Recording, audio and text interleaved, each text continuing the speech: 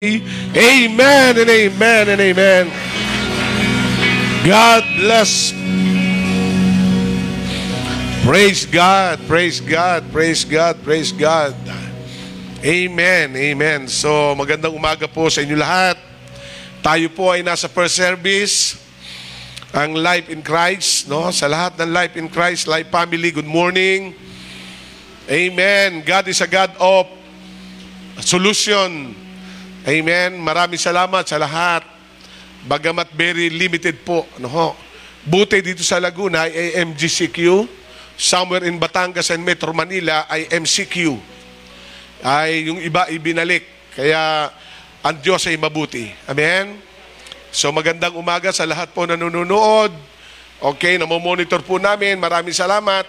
Mayroon pong sumasama sa ating pagsamba na nasa Canada, nasa California, nasa Bermuda, nasa Macau, so nasa Netherlands, Switzerland, yung ating mga pamilya doon, yung mga magulang ng ating mga nasa Pilipinas na nasa abroad, maging sa Italy ay meron pong nanonood. So, kamusta po kayo lahat?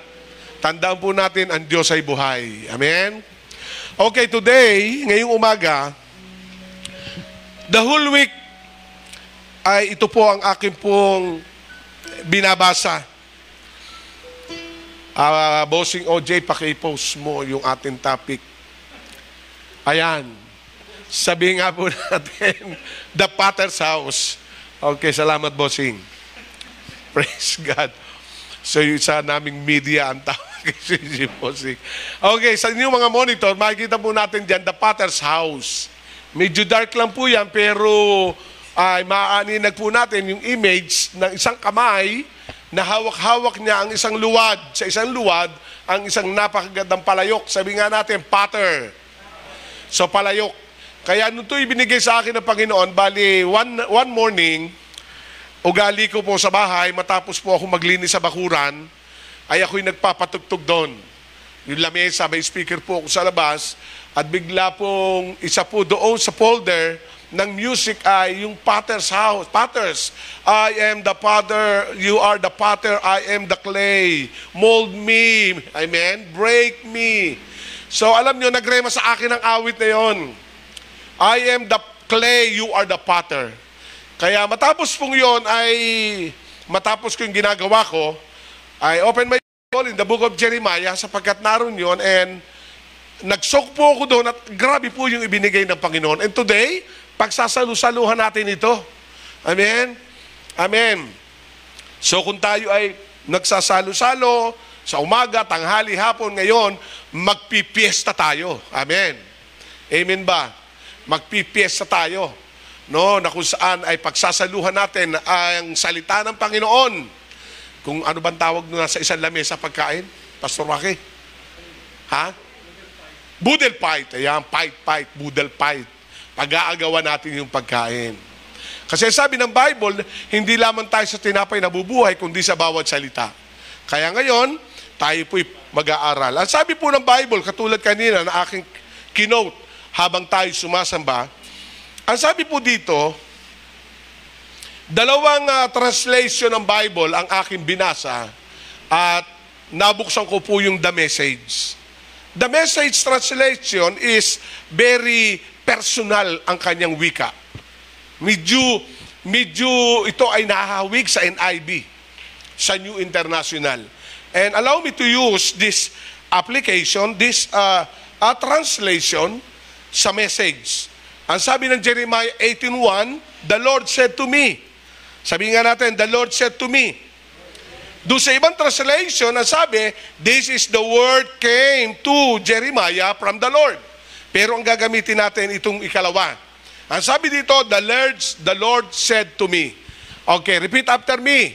The Lord said to me. Okay, ibig sabihin, ang Diyos ang nangungusap. Ang Diyos ay nagsasalita sa akin. Ang Diyos ay nagbibigay ng mensahe sa akin. Amen? Go down to the Potter's house where I will give you my message. Ang ganda. Go down to the Potter's house where I will give you my message.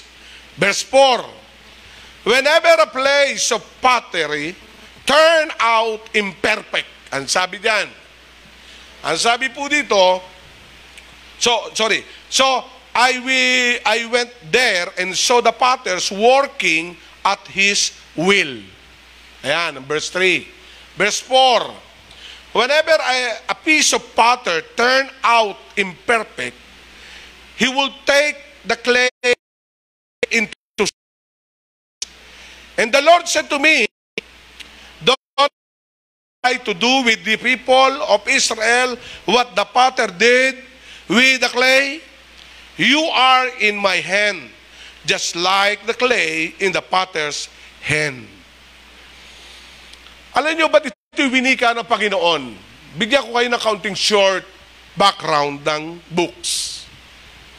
Kasi alam naman natin si Jeremiah is a prophet. No? He is a mouthpiece of God, the messenger of the Lord. At grabe lang sapagkat siya, during that time kasi ang Israel ay ang laki ng problema. Alam naman natin yan.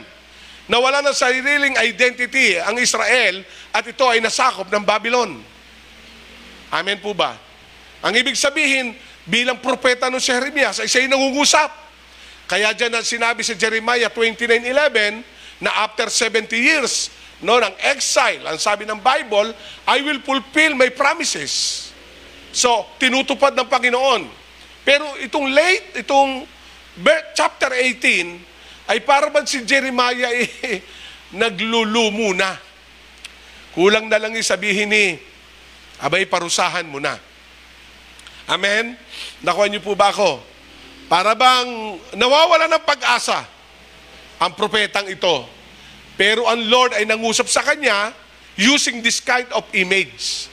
Ang sabi ng Bible kay Jeremiah, okay, so I have a message to you, Jeremiah. Ang sabi ng verse 2, go down to the potter's house. Pumunta ka doon sa magpapalayok, tingnan mo ang ginagawa ng magpapalayok. Kumbaga sa bilang tao si Propeta Jeremiah, ay hindi ko na kaya to. Amen? Amen po ba? Para bang yung batas ay nasa kanyang kamay. Pero ang Diyos talaga ay Diyos ng biyaya. Ang napasin ni Jeremiah ay ito. Napakaganda. Ang sabi po sa verse 4, ang sabi ng verse 4, whenever a piece of potter turn out imperfect. Ayan. No? Sabihin natin, I'm not perfect. Ayan. Wala naman talaga eh. Pero makita natin yung inilalarawan ng Panginoon at ibinibigay na mensahe kay Jeremiah, ano ang ginagawa na magpapalayok pag yung clay ay hindi perpekto. Ang ibig sabihin, nagbitak. Ano ginagawa niya? Ang sabi dito, I went there and saw the potter working in his will. No, gumagawa siya. At pagkatapos, yun nga, ang sinabi, the Lord said, don't I have right to do with the people of Israel what the potter did with the clay? Amen po ba?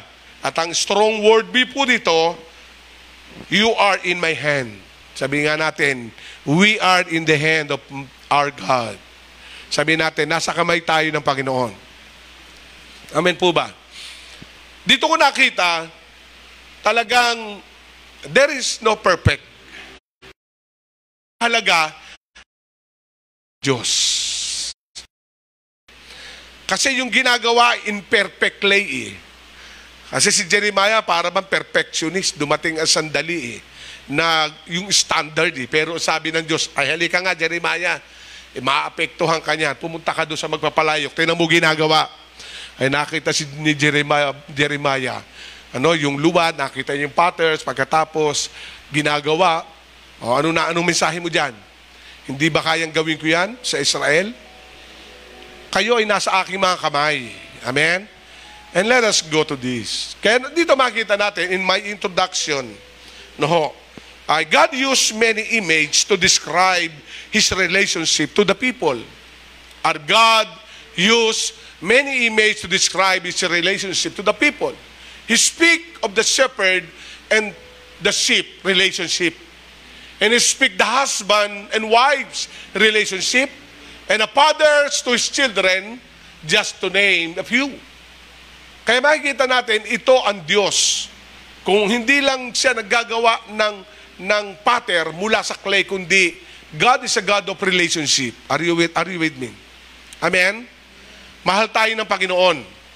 Kaya makikita natin, bigla ko ibinalik doon sa creation na inihalintulad tayo sa putik, samantalang galing naman tayo sa putik. Amen? Nakuha niyo po ba? At ang sabi nga ng Bible, ano ginagawa doon sa imperfect, hindi perfecto. Amen. Pero umalaga, nasa kamay ng Diyos. Kaya dito sa Potter's House, nakita ko po dito yung tatlong mensahe dito, tatlong word na nagrema sa akin from Jeremiah chapter 18 verse 1 to 9. Una, the mission of the potter. Ikalawa, the ministry of the potter. At ikatlo, the message of the potter. Who is the potter? God. Kumbaga sa magulang, ang pater, ang tatay-nanay. Amen po ba? Amen. Hinuhubog ang anak sa pagitan ng kanyang mga mensahe dahil merong gustong mangyari ang Diyos. Kaya una dito makikita natin, part of my introduction, all this blessed teach us many things. Ang sabi dito, a valuable lesson about life, ourself, our Lord. Kaya binabalyo ng Panginoon. Napakahalaga. However, while we, like a sheep, are protected and provided by the shepherd, as a wife, we are loved without condition of the husband, and the children, we are constantly under the father's loving care. So yun ang relasyon na major dito. Kung paano daw ay pinuprotektahan ng pastol ang tupa, ganun din naman ay inaalagaan at minamahal ng asawa ang kanyang asawang babae without condition by the husband like the children. And we are constantly under the father loving care. Sabi nga natin, loving care. Kaya, the potter's house. Amen? The hand of the potter. Kaya si Jeremiah, nabago ang kanyang isipan. At dito makita natin ang napakahalaga. The first one, verse 1 to 3, speak about the mission of the potter. Ano ba ang naisin ng magpapalayok sa clay? There is some reason, intended reason. Ang sabi dito, the potter has a singular purpose. Sabihin natin, God is a God of purpose. God is a God of purpose. Kaya the mission of the potter is this. He decided to produce a vessel that will be found useful and that will bring honor unto himself. Ang gusto na magpapalayok ay makalikha siya ng napakagandang palayok o isang luwad o sisidlan na kagamit-gamit at magbibigay ng kapurihan sa kanya. And that is the mission of the potter. Amen? Katulad ng isang anak, dinidisiplina ang kanyang anak dahil ang gusto niya, one day ang kanyang anak ay i-honor, makikilala, at magiging useful. Are you with me? Are you with me? Kaya makikita natin, napakahalaga, ang pater ay nagbibigay sa atin ng dakilang dahilan o purpose.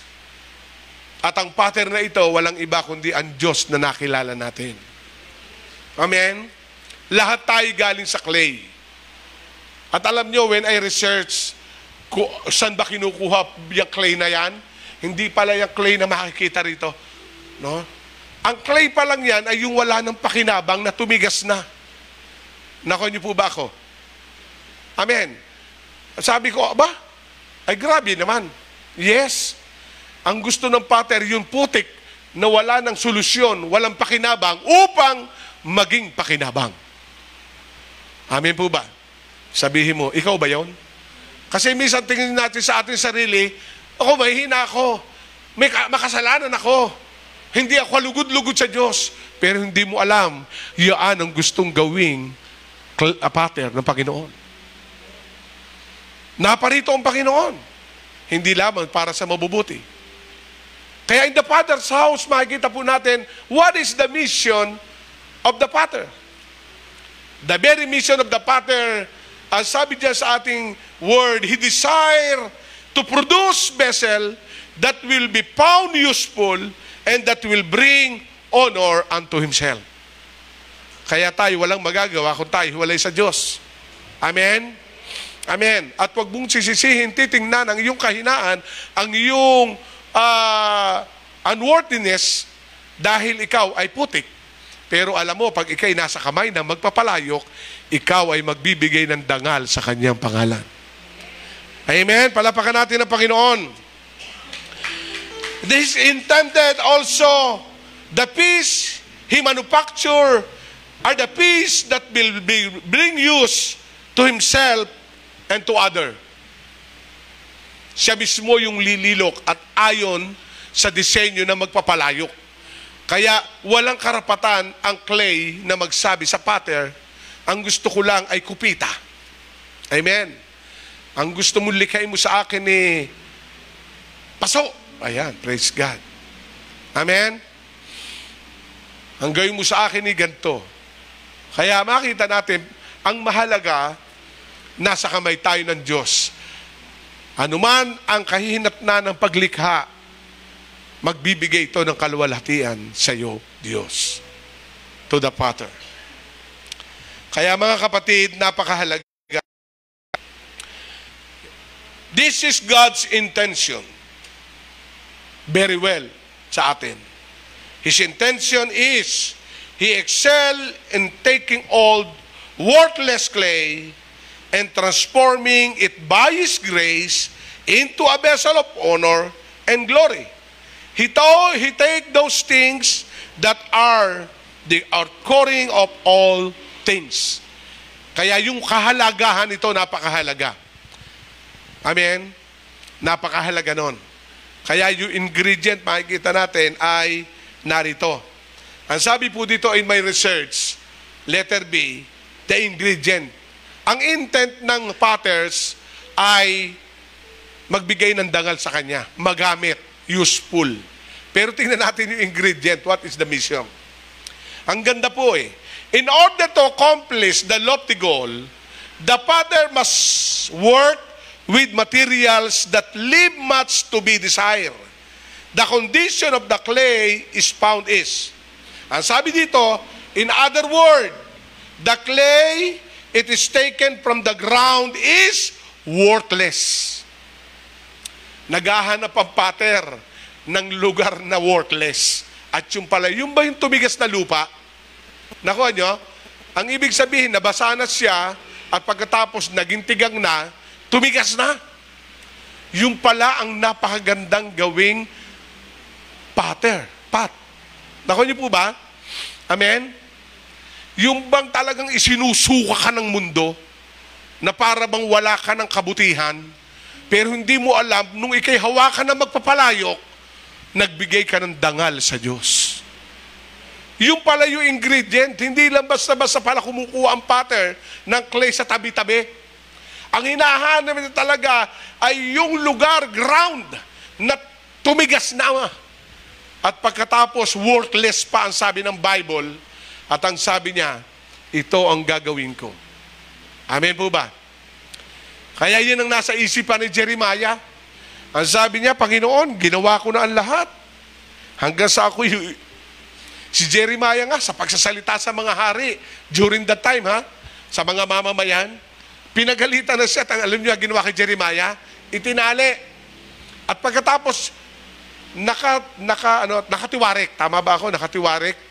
Yung ulo ay nasa inihulog sa balon na may tubig. Biro niyo yun. Kaya si Jeremiah, sabi niya, kasi yung standard niya sinusunod. Ang sabi, halika, babaguhin ko kung ikaw ay kay tumingin. Kaya nung makita niya yung magpapalayok, ang sabi niya, ay, salamat, may pag-asa. Amen. Amen po ba? Sabihin natin, may pag-asa. Kaya sabi ni Jeremiah, yes. Kaya the potter, ang mayroong karapatan at kakayanan na gawing kagamit-gamit ang isang dry ground na worthless into usefulness. Amen? Worthless into usefulness. Tingnan natin. Yung ingredient ng clay, it must be transformed into useful state. And this is the process that take time. The energy of the part of the potter. Ay siyempre, biro mo naman, ano? Makikita natin tigang nga. Amen? Matigas yung lupa. Ay talagang bibigyan mo ng oras. Di ba? Mag-isa buhay ng bawat isa. Talagang bigyan mo ng oras talaga na tiyaga-tiyaga. Amen po ba? Amen. Huwag kang magmamadali. Katulad ng potter's hand. The potters. Na talagang magbigay siya ng oras, magbigay siya ng tinatawag na energy, magbigay siya ng time, effort, and one day, makikita natin, meron ng isang ganap na palayok. Amen? Amen ba? So that is the mission of the potter. Amen? The intent of the potter to produce the useful vessel. Amen? The ingredient is worthless clay. Yung walang pakinabang. Yung tumigas na. Pero yun ang gusto ng potter. Amen? And let us go to the instrument of the potter. Remember this, we will discuss the potter's house. Ito yung matatagpuan natin. Ano ba ang gamit ng magpapalayok? Literally speaking. Unang-unang gamit ng magpapalayok ay shovel. Yung tinatawag na pala. Amen? Sino nakagamit ng pala? Si Joban, naging construction yan Di ba? O yung iba, naghahalaman. Di ba pag ang lupa ay tinurok ng pala, pag dire-diretso ka, malambot, di ba? Amen po ba? Malambot.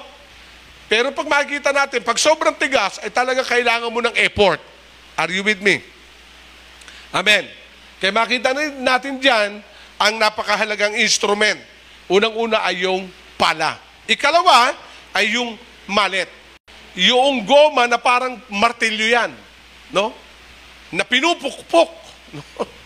Matapos siya makakuha doon sa ground, the dry land, worthless land, matapos siya makakuha, yung pala, napakatigas talaga niyan. Amen? Parang puso ng tao talaga, tigas naman ito. Amen. Yan ang una. Yung ikalawa, sabi diyan, cleanse and process, it is laid on a table and beaten with a wooden mallet. No? Talagang dinudurog niya kasi buo yun Nakuha niyo po ba? Buo yun. Na talaga ilalagay doon sa lamesa at pagkatapos pipinuhin hanggang sa mapino siya at lalagyan niya ng tubig. Nakuha niyo po ba? And that is the potter's instrument.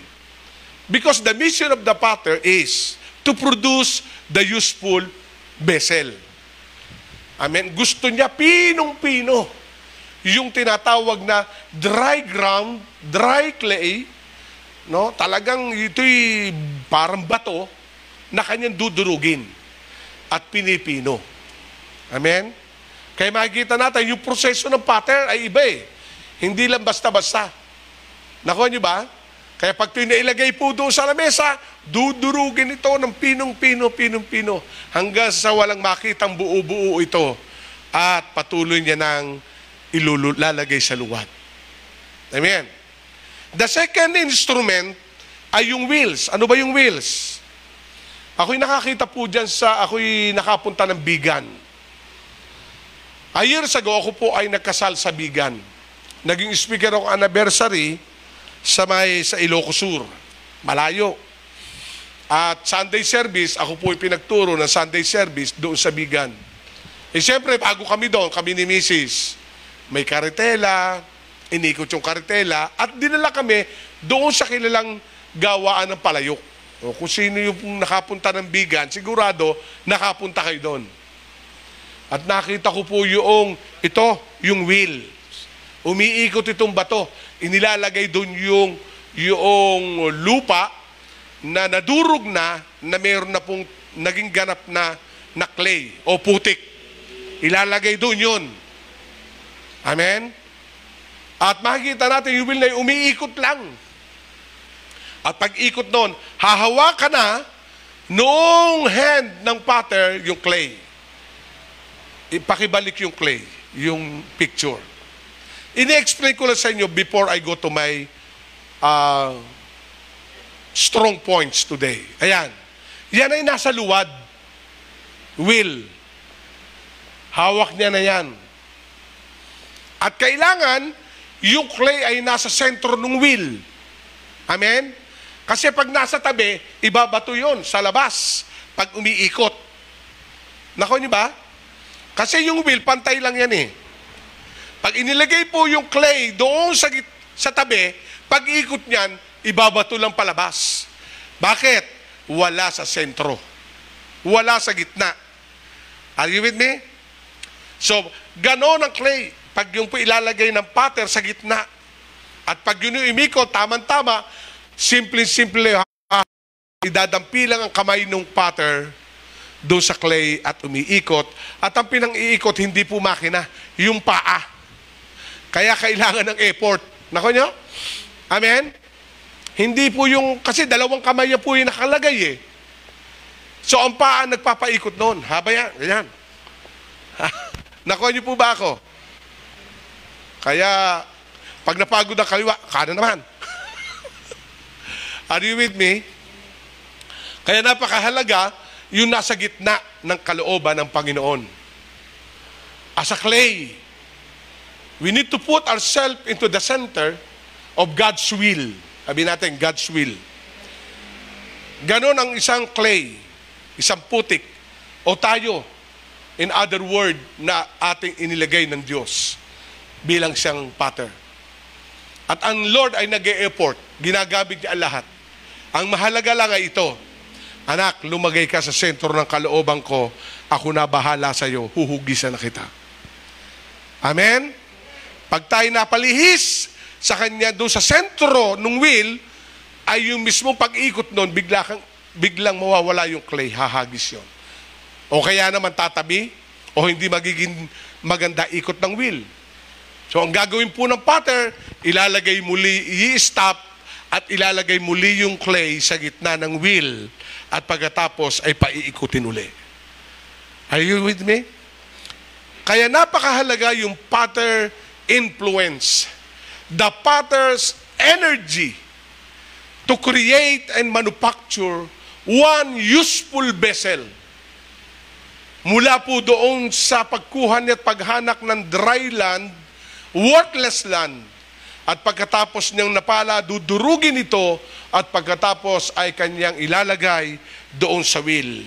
And one instrument is his touch or his hand. Amen? Yun ang isang napakahalagang instrumento. Pala mahalaga.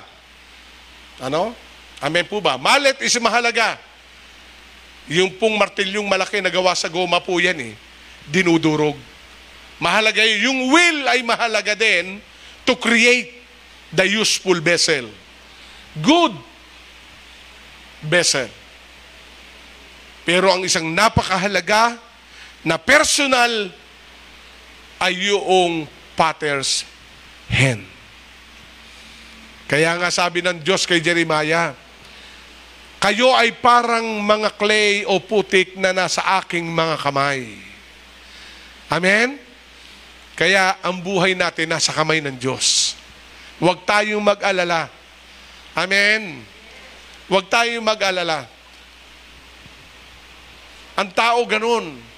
Galing tayo sa kasalanan, makasalanan tayo, hindi tayo perfect. Ang sabi ganun, worthless nga sabi ng Bible, yung clay eh. Hindi pinapansin.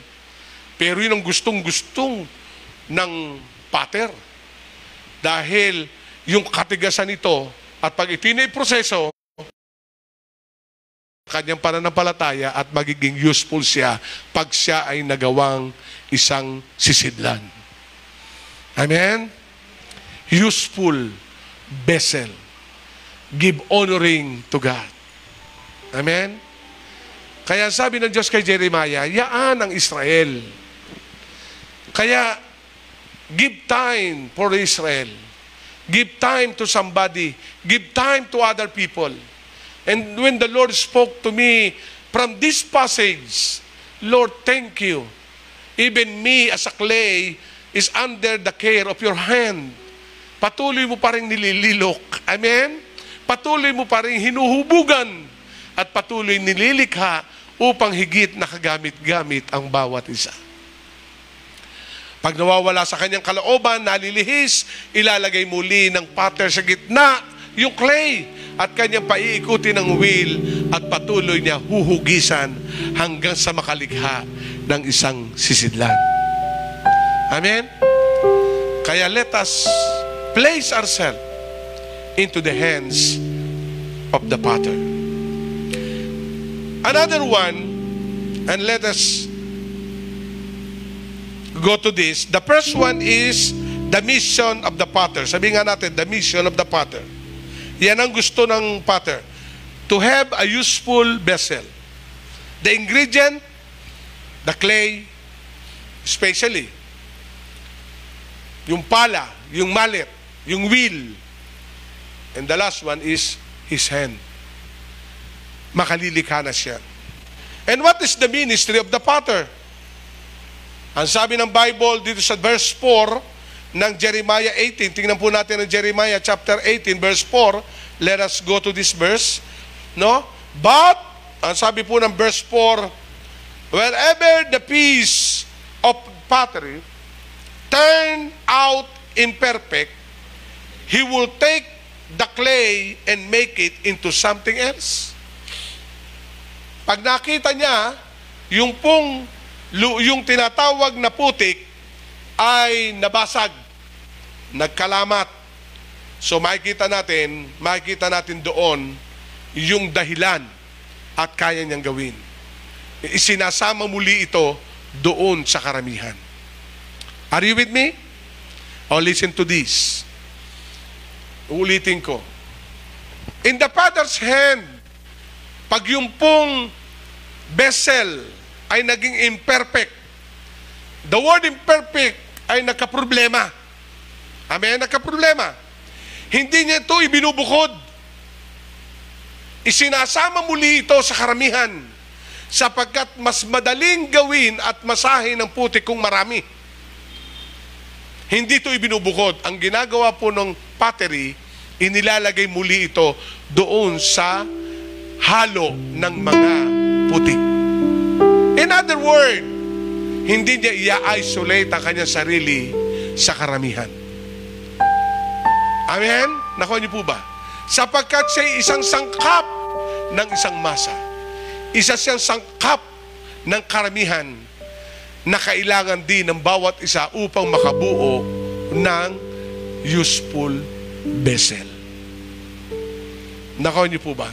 Hindi niya ina-isolate, kundi ang ginagawa ng pottery ay inilalagay doon sa karamihan. Nakuha niyo po ba ako? Kaya makikita natin ang Panginoong Jesus ang mensahe. Ang mga Hudyo ay pilit niyang inihiwalay ang mga Hintil. Dahil katuwiran nila, sila yung mga Hudyo na sa kanila nang galing ang Mesaya. Pero nung ang Panginoong Jesus ay nagmimensahe, nagbibigay ng allowance and place ang Diyos sa mga Hintil, sa mga Gentiles. Dahil ang kaligtasan ay hindi lang para sa Hudyo, kundi sa lahat, lalo-lalo na Hintil, Barbaro o Griego. Are you there? Amen. Yun ang kailangan. Kaya doon sa lugar ng panalanginan ay pumunta ang Panginoon. Nakita niya ang dami nagtitinda ng ibon, nagpapalit ng pera. Pero the matter of that situation, it is not the marketplace itself. Ang totoong dahilan kung bakit nagalit si Jesus na pinaalis, sapagkat yung loob kayo na yon, itong nasa labas sa mga Hintil na ito, ba't inuukupan nyo pa? Are you with me? Ang ibig sabihin, sa biyaya ng Panginoon at pagkilos ng Diyos, walang tinitingnan ng Panginoon, mabuti man o masama, ang lahat ay may karapatan. Kailangan silang bigyan ng lugar at puwang upang sila ay maging useful vessel pa rin.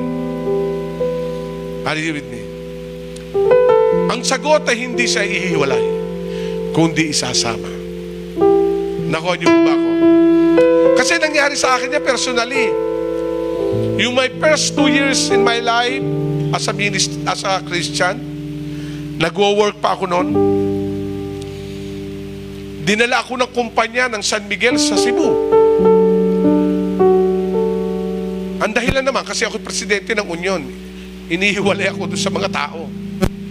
Nagulat na lang ako one day, from Calamba, pinapunta ako sa head office. At pagkatapos, ebanghilista, napili ka ng engineer na ikasasama sa Cebu. Ay bago-bago akong Kristiyano. Nasa barko pa lang, dahil ang aking kasamang engineer ay talagang, hindi ko malamang, talagang makamundo. In other words, for my 6 months, na ako'y nakadestino Cebu, laglag ang pananampalataya ko. At doon ako'y bumalik ng Maynila, ang tendency ako'y humiwalay. Nahihiya ako. Una sa Diyos. Gusto ko i-isolate ang sarili ko. Hindi na ako dadalo. Hindi na ako nagpipray. Hindi na ayoko na magbasa ng Bible. Pero, ang sabi ng pastor ko, lalo mo kailangan ng Diyos. Talagang hinila niya ako. Pag-uwi kami ng Laguna dahil nag-i-start ng gawain siya sa amin. Ay, tatay ko, contact person. Sabihin ko, Kuya Jerry, yung Jerry Ignacio, umuna ka na. Hindi, hintayin kita. Ay, baka ba hindi, hintayin kita. Sabay tayo sasakay ng bus sa Loton. Loton pa nun eh. Ayaw, magkasabay kami sa bus, kwentuhan. Alam mo, ganyan lang yan. Dumadanas tayo dyan. Pero ang kailangan, ikaw ay lalo kang lumuhod sa Panginoon. Sa amin natutulog yun, sa taas, 2 kwarto. Sa mga pastor yung isa. Pagkagabi sasabihin, huwag ka dyan matulog sa baba, samahan mo ako sa taas. Habang kami nagkukwentuhan, hahawak na ng gitara yun. To cut the story, kailangan pala talaga, hindi ka hihiwalay, kundi lalo kang sasama. And what happened? Hindi naman perfecto, na likha as a useful vessel. Amen? Kaya napakahalaga na tayo nasa kamay ng pottery. Doon sa potter. Amen. Kaya makita natin, that is the ministry of the potter. To mold us. To prepare us. At ang ginagawa nga, ay pag unperfect, ano nang ginagawa? Isinasama muli sa karamihan. And that is the ministry of the potters. When the vessel encountered the problem, ay nagkakaroon ng tinatawag na pagsasaayos. Ano sabi diyan? A problem with a vessel. Even the potter's hand, things can do terrible work, wrong. The fault is with the potter, but is the problem with the clay. Ang sabi dito. There a time when with the best of care, the vessel still get out of shape. Lalo niya itong pinagbubuti. Ang sabi diyan. Alam niyo, nung aking nakuha ito, there are a time when with the best of care, the vessel still get out of the shape. Hindi pa rin titigil sa paghuhubog hanggang sa marating at ma-reach ang tamang hugis nito. Amen? Amen po ba? Tayo lahat ay nasa paghugis pa rin. Hindi pa tapos, pero ang mahalaga, ano man ang problema, saan man nagkamali, ang mahalaga ay nasa luwad tayo lahat at kinekir tayo ng potter. The Lord God is the potter. Amen? Kaya sa nangyayaring ito, let us put ourselves in the midst of His will and allow God to touch you. Lord, mold me. Take me. Use me for your glory. Amen? And the last one, the message of the potter. The message of the potter is this. The message of control. Ang gusto ng potter ay hawak lagi niya ang clay. Sapagkat siya ang tatapos sa sinimulan niya. Ang sabi ng Philippians chapter 1 verse 3, that he who began a good work, he will carry it on to completion. Kaya napakahalaga, we are controlled by the potter. Kontrolado pa rin tayo ng ating Diyos na buhay.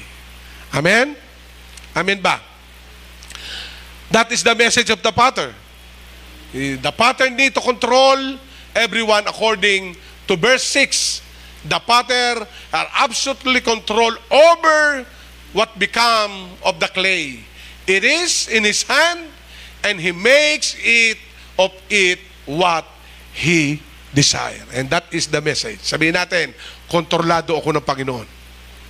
Kaya makita natin sa bawat sandali, nangungusap pa rin ng Diyos, di ba? Amen? Amen po ba? Nangungusap ang Diyos sa circumstances, nangungusap ang Diyos sa ibang tao, nangungusap ang Diyos sa Biblia pag kayo nagbabasa, hindi ka titigilan ng Diyos dahil gusto Kanyang hawakan. Amen? At hindi ka ile-let go ng Panginoon. Hindi Kanya bibitawan. Sabi mo, hindi ka bibitawan ng Diyos. Lalo ka pa niyang hahawakan. Bakit? Nakikita sa iyo that one day, you will become a useful vessel for His glory. Amen. Ay sino nga ba si Pastor Jimmy ang magtsatsaga nung araw? Amen po ba? Lahat. Si Pablo nga, marderous eh. Si Noah, drunkard. Nakuha niyo po ba? Marami namang kapintasan yung ating mga ninunong, mga great man of God. Pero isang napakahalaga doon, nasa kamay sila ng Diyos. Si Pedro, dininay siya. Si Thomas, nag-alinlangan. Kaya mismo sa atin, huwag natin paghahanapan ang ating sarili to be perfect enough.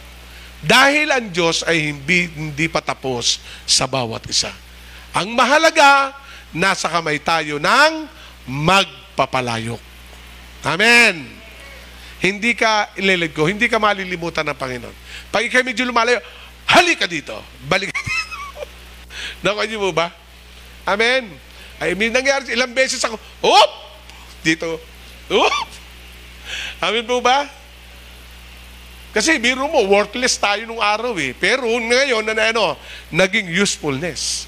Sa iba't ibang larangan tayo ginagamit ng Panginoon. Amen? Amen. Yung imperfection natin ginamit ng Diyos para tayo ay Kanyang lilukin at hubugin. Kaya ang Diyos ay hindi patapos. So the Father's message is the message of control. And the last one, the Father message is the message of compliance. Sabihin natin, compliance. The word compliance is readiness or willingness and desire. Pag sinabing compliance, this is the message of God of readiness. Amen? Naandun yun. Kaya tayo ay lagi niyang pinapaalalahanan. Ano man ang mangyari, katulad sinabi ni Pastor Tim, tapos na October, next month ay pinag-uusapan na ngayon ng Christmas party. Kachat ko yung ating nasa Macau eh. Bishop, ito po yung agenda nung nakaraang meeting.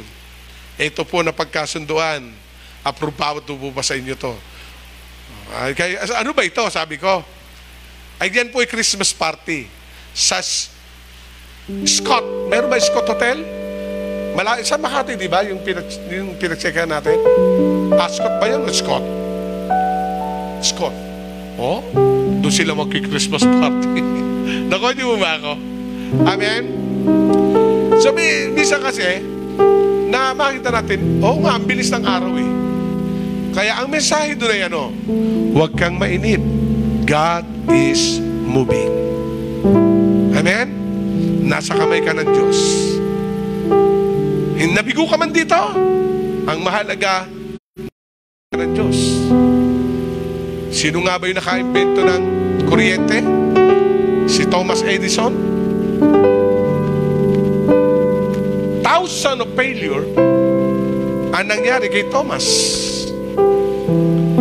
Kaya nung mamatay si Edison, yung kilalang malaking tower sa Amerika, the Edison Tower, which is the electricity of all over the United States. Nung mamatay si Thomas Edison, siniyat down ng 15 minutes ang buong Amerika na walang kuryente. Yun naman ay prepare to recognize the contribution of Thomas Edison. Pero kung ating pag-aaralan ang kanyang autobiography. Ayaw siya tanggapin sa eskwelahan dahil isinusuko ng teacher, dahil nasa eskwelahan kung ano ginagawa. Pero merong isang ina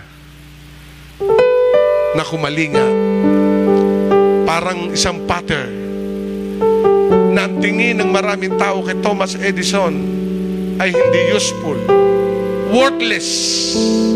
Hinawakan ng ina ang kanyang edukasyon, kaya naging siya ngayon ay inventor ng electricity. In other words, our worthless will lead us to usefulness. Our emptiness will lead us to fullness. Habang tayo ay nasa Potter's hand. Amen? Amen ba? Nasa kamay tayo na magpapalayo. Tayo po'y tumayo. Tayo nasa kamay. And let us worship the Lord. Awitin natin isang kantang yun, The Potter's, I am the clay. Nasa mga tahanan, stand up and let us praise God. We are the clay, God is the potter. Hallelujah. We bless your name, God. You are the potter and we are the clay. Lord, thank you na lahat ay nasa iyong mga kamay. Oh, yes.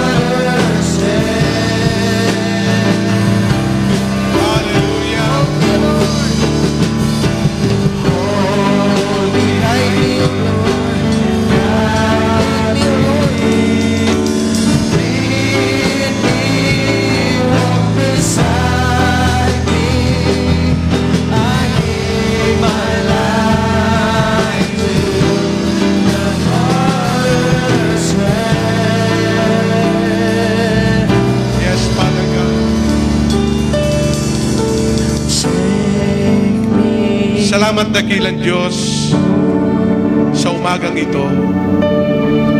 Ipinahayag mo, Panginoon, ang dakilang mensahe. Katulad ng mga sa Israel, ang mensahe mo kay Jeremias,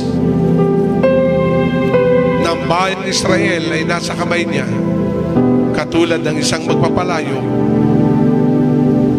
hawak ang putik. Amang Banal, maraming salamat. From worthlessness to usefulness, from emptiness to fullness. Salamat, Panginoon, sapagkat nananatili kami sa iyong mga kamay. Nais mo nalilukin ang bawat isa. Ang dalangin po namin, manatili at lumugar sa gitna ng iyong kalooban. Sumabay po ang lahat sa maikling panalangin. Dakilang Diyos, salamat sa mensahe ngayong umaga. Katulad ng inilalarawan sa aklat ni Jeremias, ang tao'y parang putik sa iyong kamay. Ang dalangin ko ngayon, hawakan mo ang aking buhay. Lilukin mo ako. Manatili ako sa iyong kalooban. At kami naniniwala, meron kaming magandang bukas. Proteksyon ay nasa iyong mga kamay. Inihahandog namin kinikilala na ikaw ang aming Diyos at aming tagapagligtas. Salamat po sa pangalan ng Panginoong Hesus. Amen. Amen. God bless you all.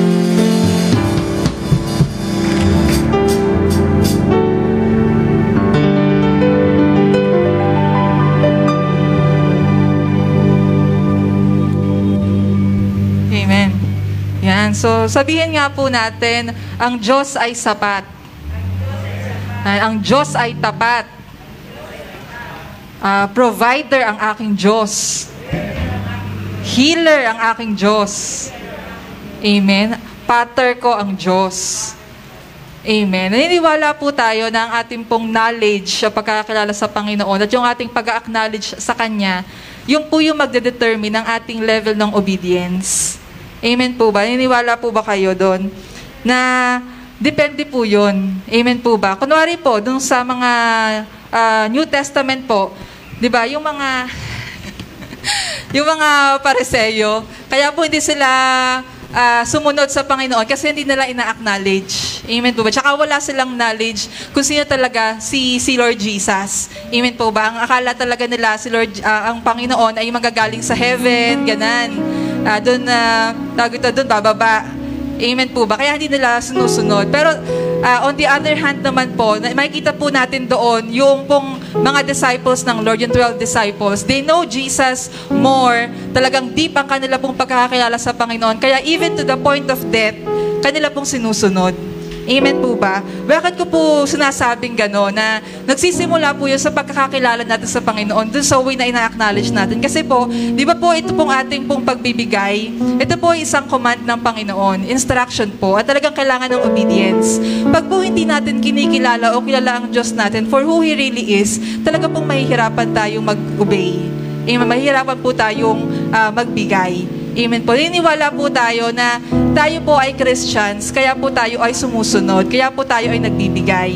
Hindi po tayo the other way around na tayo po ay nagbibigay para maging Christians. Amen po. Alam po natin si Lord, kilala natin si Lord, kaya dapat po talaga sa ating mga Christians ay automatic ang obedience. Amen po ba? Kasi po, ayun po yung pagkakakilala natin sa ating Panginoon. Amen po ba? At blessed po tayo ngayon kasi napakadami po ng avenue to know God more. Ibig sabihin, gusto talaga ng Lord na tulungan tayong mag-obey. Amen po. Kaya po nadyan yung mga Sunday services, yung mga weekdays, ayan po, nasa ng mga discipleships. Amen po ba? Para po, for us to get to know God more. Amen ba? And for us to obey. Hindi maging mahirap sa atin yung pagsunod. Amen. Kasi ayaw po ng Lord sa atin na tayo po ay nabibigatan o kaya naman napipilitan sa pagsunod. So, let's for who He really is. Amen po ba? At naging madali po sa atin at tutulungan po tayo ng Lord na sumunod. Amen po ba? So, ayan, ilagpas na po natin ng ating mga tithes and offering. At atin pong ipagpe-pray.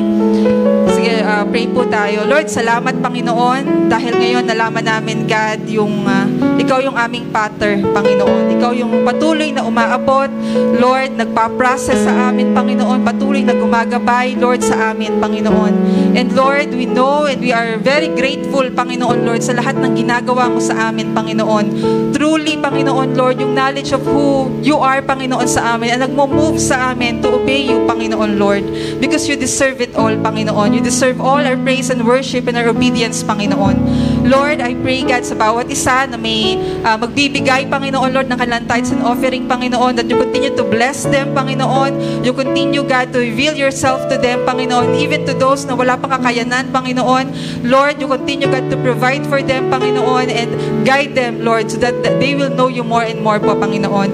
Lord, I'm praying, God, for everyone na may mga businesses din, Panginoon, Lord, na nahihirapan ngayon, Panginoon, sa mga nagwo-work, mga nawalan ng trabaho, Panginoon, Lord, na mga nasa in the midst, God, ng talagang depression or whatever, God, Lord, I'm praying that they will know you for who you really are, Panginoon, Lord, in Jesus' name. I'm praying, God, na you provide for them, Lord, and you give them hope and comfort, Panginoon, in the midst of all this.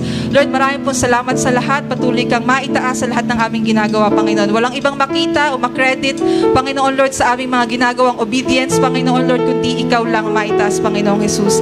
Salamat, God, in Jesus' name. Amen. Ikaw ang sabi, Jesus sa'yo'y hindi tatanggi, dahil una kang lumapit at ang iyong nalaing pag-ibig ako iniyak na pinatawan. Kasabay ng aking awit, buong buhay aking nais, Jesus, ikaw lang. Praise God. So, palaparan natin ang ating Diyos sa buhay. So, bago tayo dumako sa few announcement, meron tayong regular pong 8 a.m. then 10 a.m. to service. So, everybody is welcome, pero meron pong protocol. Yung mga, especially yung mga age ay ating susundin. Pero according to the city health, pag naman good talaga ang katawan, you can come in. You can come here, amen, with social distance. Amen. Sa tayo tumayo, tayo po dumako sa benediction prayer. Amen. Shall we sing that song, To God Be the Glory? To God be the glory, before we close in our prayer and receiving the benediction prayer.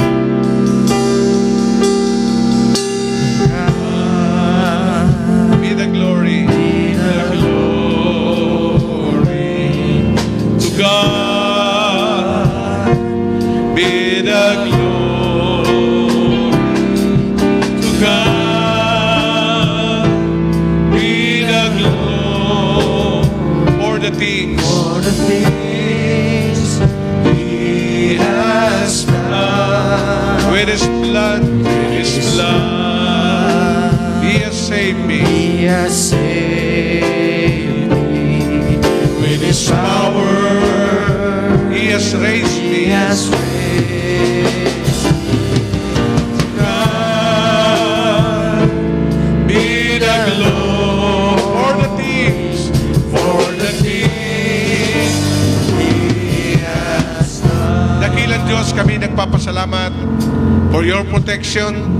Dinala mo kami sa sanctuary at uuwi kami na may kaligtasan at proteksyon. Salamat sa araw-araw na pagbibigay mo ng provision sa bawat isa. Salamat, Panginoon, ang kalinga mo'y laging aming nararanasan sa araw-araw kasama ng aming mga pamilya.